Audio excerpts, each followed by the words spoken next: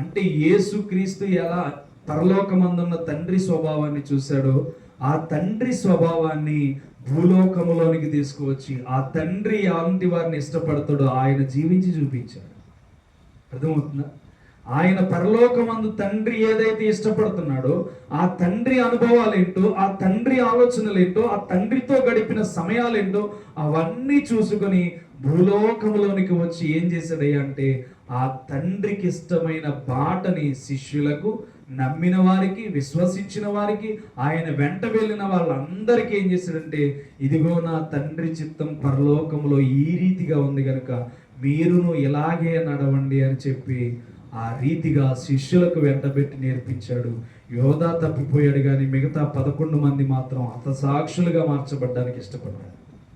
అర్థమవుతుందా? ఈరోజు మనం యేసుక్రీస్తుని ఎందుకు పోలి నడవాలంటే పరలోకమందు అలా ఉన్నవారికే స్థానం దొరుకుతుందంట. ఎలాగా? యేసుక్రీస్తులా ఉన్నవారికి మాత్రమే పరలోకంలో స్థానం దొరుకుతుంది. యేసుక్రీస్తులా నడిచిన వారికి మాత్రమే పరలోకంలో స్థానం దొరుకుతుంది. యేసుక్రీస్తులా ఉన్న విషయాల్లో ఎలా అయితే తగ్గింపు కలిగి ఉన్నాడో ఆ తగ్గింపు కలిగిన వారికే పరలోకంలో స్థానం దొరుకుతుంది. సేవకుడైనా ఒకటే, విశ్వాసులైనా ఒకటే, అనేక వేల మందిని రక్షించిన వారైనా ఒకటే. అతనిలో యేసుక్రీస్తు స్వభావము లేకపోతే, అతనిలో యేసుక్రీస్తు ఆలోచనలు లేకపోతే, అతనిలో యేసుక్రీస్తును కలిగిన తలంపులు లేకపోతే సేవకుడైనా విశ్వాసులైనా పరలోకం నుండి త్రోయబడతారు. ఏమవుతారు? పరలోకం నుండి త్రోయబడతారు. ఎవరండి వాళ్ళు? సేవకులైనా త్రోయబడతారు, విశ్వాసులైనా త్రోయబడతారు, వేల మందిని రక్షించిన వారైనా త్రోయబడతారు. ఎందుకని? వాక్యం ఆల్రెడీ చెప్పేసింది, ప్రభువా ప్రభువా అని నన్ను పిలిచి ప్రతివాడు పరలోక రాజ్యంలో చేరడు. నువ్వు ఎన్నిసార్లు పిలిచినా నేను అది చేశాను, ఇది చేశాను, నీ వలన దెయ్యాలు వెళ్ళగొట్టాను, నీ వలన అనేక మందిని రక్షించాను, అనేక మందికి రక్షణ కల్పించాను. నువ్వు రక్షిస్తే ఏంటి నాయన? నా స్వభావం అందరికీ చూపించవా? నా పద్ధతి అందరికీ చూపించవా? నేను ఏ రీతిగా నడిచాను, ఏ రీతిగా బోధించాను, ఏ రీతిగా ప్రేమించాను, ఏ రీతిగా అందరితో కలుస్తున్నాను, ఆ రీతిగా నీ జీవితం నడిచిందా అని చెప్పి దేవుడు అడుగుతాడు. అప్పుడు నువ్వేమంటావు? ఆలోచిస్తావు, నీకు నాకు సంబంధం లేదు, నీకు ఇక్కడ స్థానం లేదు, ఓ అని దేవుడు అంటాడు. అర్థమవుతుందా?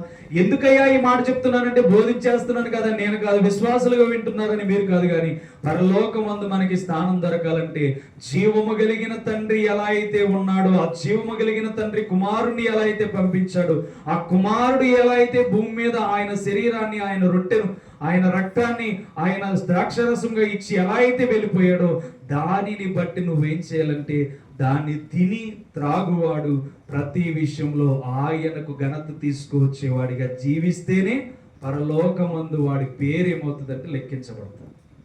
అర్థమవుతుందా? ఈరోజు మనం ఎలా ఉన్నామంటే క్యాజువల్గా రొట్టె ద్రాక్షరసం తీసుకున్నాం, వెళ్ళిపోయాం, మర్చిపోయాం, వాక్యాన్ని మర్చిపోయాం, మన ఇష్టం, మనం ఎవరితో మాట్లాడినా ఇష్టం వచ్చినట్టు మాట్లాడచ్చు, ఎలా మాట్లాడినా దూషించి మాట్లాడచ్చు. అంటే మనం మర్చిపోతున్నాం. అందుకని యేసుక్రీస్తు ముందుగానే హెచ్చరికిచ్చాడు, ప్రభువా ప్రభువా అని పిలుచు ప్రతివాడు వెళ్ళడు, పరలోక రాజ్యానికి వెళ్ళడు.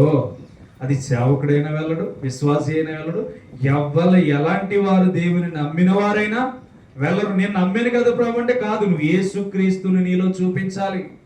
యేసుక్రీస్తు నిన్ను చూసి అయ్యో నాలాగా బ్రతుకుతుంది, నాలాగా నడుస్తుంది, నాలాగా ప్రవర్తిస్తుంది, ఇతడిని నేను కాపాడాలి, ఈమెను నేను కాపాడాలని ఈమె దేవుడే నిన్ను ఇష్టపడి అంత్య దినముల యందు నిన్ను లేపాలంట. దేవునికి స్తోత్రం. అర్థమవుతుందా? అందుకని మనం ఏం చేయాలయ్యా అంటే దేవుని విషయంలో చేతులు పెట్టి మనము ఆశీర్వాదకరమైన అనుభవాలతో ముందుకు వెళ్ళాలి. దేవుని చిత్తాన్ని కనుక్కుంటూ ముందుకు వెళ్ళాలి, దేవుని ఆలోచనలను కనుక్కుంటూ ముందుకు వెళ్ళాలి.